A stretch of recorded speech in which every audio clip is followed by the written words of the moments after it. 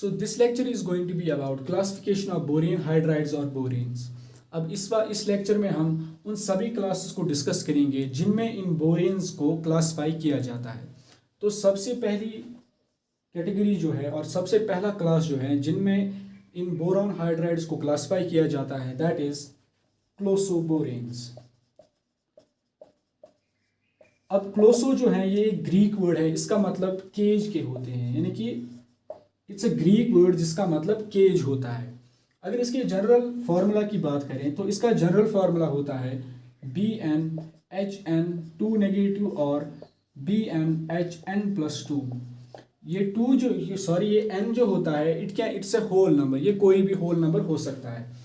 अगर हम इसके स्ट्रक्चर की बात करें, यानी कि अगर हम क्लोसोबोरेन्स के स्ट्रक्चर की बात करें तो इसके स्ट्रक्चर को समझने के लिए अगर हम एक पॉलीहेड्रॉन लेते हैं, यानी कि here this is the polyhedron, इस पॉलीहेड्रॉन में जो भी वर्टिसीज होंगी, यानी कि जितनी भी वर्टिसीज होंगी उन सभी वर्टिसीज पे बोरॉन एटम्स जो है वो प्रेजेंट होंगे, और वी कैन से कि यहाँ पे जितने भी कॉर्नर्स होंगे सभी कॉर्नर्स पे यहाँ पे बोरॉन एटम्स प्रेजेंट होंगे।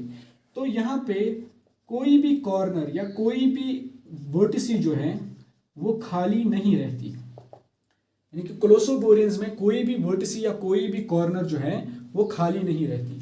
अब अगर हम दूसरी कैटेगरी ऑफ बोरेन्स की बात करें तो दूसरी कैटेगरी जो है दैट इज निडोबोरेन्स।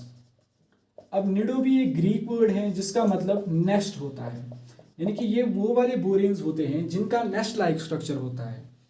अब इनके अगर हम जनरल क्लासिफिकेशन की बात करें, अगर हम इनके जनरल फार्मूला की बात करें तो इनका जनरल फार्मूला BnHn4 नेगेटिव और BnHn+4, यानी कि इन दोनों फार्मूलाज को आप यूज कर सकते हो निडोबोरेन्स को रिप्रेजेंट करने के लिए। अब अगर हम ये देखें कि ये निडोबोरेन्स जो हैं ये फॉर्म कैसे होते हैं, तो जब भी आप क्लोसोबोरेन्स में एक वर्टिसी को रिमूव करोगे, for example this is our closoborane and इस क्लोसोबोरेन में अगर मैं एक वर्टिसी को यहाँ पे रिमूव करता हूँ तो एक वर्टिसी को रिमूव करने के बाद जो मुझे यहाँ पे स्ट्रक्चर फॉर्म होगा, यानी कि इसमें एक वर्टिसी रिमूव करने के बाद मुझे कुछ इस टाइप का स्ट्रक्चर यहाँ पे फॉर्म होता है। तो ये जो स्ट्रक्चर यहाँ पे फॉर्म होगा जब भी मैं क्लोसोबोरेन्स में एक वर्टिसी या एक कॉर्नर को रिमूव करूंगा तो वो जो स्ट्रक्चर फॉर्म होगा वो निडोबोरेन्स का स्ट्रक्चर होगा, यानी कि ये जो यहाँ पे स्ट्रक्चर फॉर्म हो रहा है ये निडोबोरेन्स का स्ट्रक्चर होता है।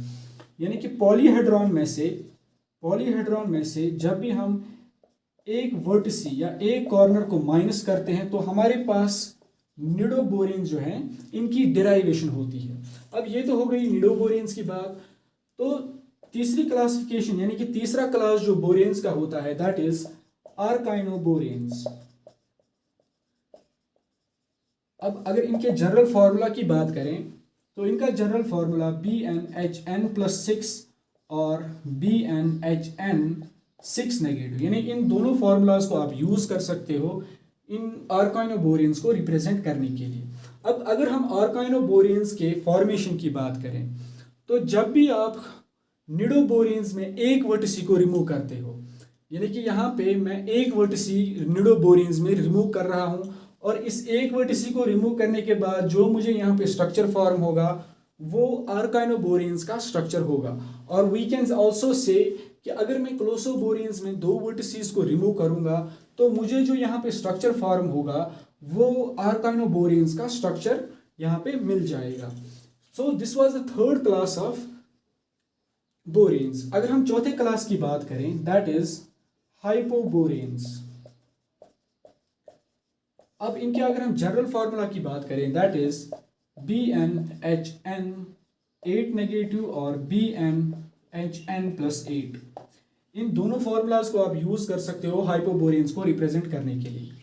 अब अगर हम इनके डेराइवेशन यानी कि इनकी फॉर्मेशन की बात करें या इनके स्ट्रक्चर की ही बात करें तो यह हाइपोबोरेन्स जो हैं ये क्लोसोबोरेन्स से डिराइव होते हैं, यानी कि जब भी हम क्लोसोबोरेन्स में एक वर्टिसी को रिमूव करेंगे तो जो हमें स्ट्रक्चर फॉर्म होगा वो हाइपोबोरेन्स का स्ट्रक्चर हमें यहाँ पे मिल जाएगा।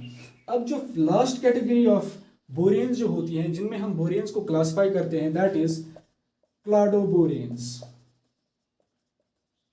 अब इनके अगर हम जनरल फार्मूला की बात करें, इनका जनरल फार्मूला BnHn10 नेगेटिव और BnHn+10 होता है। अब इनके अगर हम फॉर्मेशन की बात करें या इनके स्ट्रक्चर की बात करें, तो जब भी आप हाइपोबोरेन्स में एक वर्टिस को रिमूव करोगे तो जो यहाँ पे हमें स्ट्रक्चर फॉर्म होगा वो क्लाडोबोरेन्स का स्ट्रक्चर होगा। सो वी कैन से क्लोसोबोरेन्स जो होते हैं इनमें n नंबर ऑफ कॉर्नर्स होते हैं, यानी कि, और वी कैन ऑल्सो से कि इनमें नो एम्प्टी कॉर्नर्स, यानी इनमें कोई भी कॉर्नर या कोई भी वर्टिसी जो है वो एम्प्टी नहीं होती।